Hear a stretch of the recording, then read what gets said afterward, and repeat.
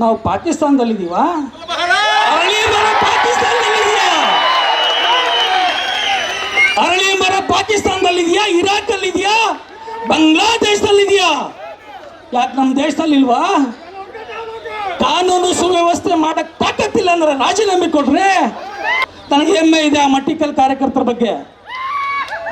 ಆ ಕಾರ್ಯಕರ್ತರು ಪರ್ಮಿಷನ್ ಕೇಳಕ್ ಹೋದ್ರೆ ಕಳೆದ 2 ವರ್ಷದಿಂದ ನೀವು ಅಲ್ಲಿ ಹೋಗಿಲ್ಲ, ಹೋಗಂಗಿಲ್ಲ ಅಂತಂದ್ರು.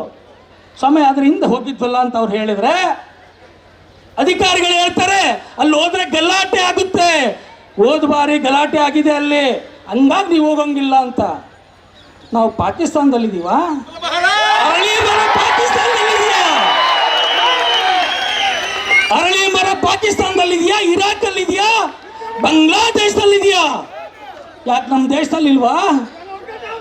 ಕಾನೂನು ಸುವ್ಯವಸ್ಥೆ ಮಾಡಕ್ ತಾಕತ್ತಿಲ್ಲ ಅಂದ್ರೆ ರಾಜೀನಾಮೆ ಕೊಡ್ರೆ.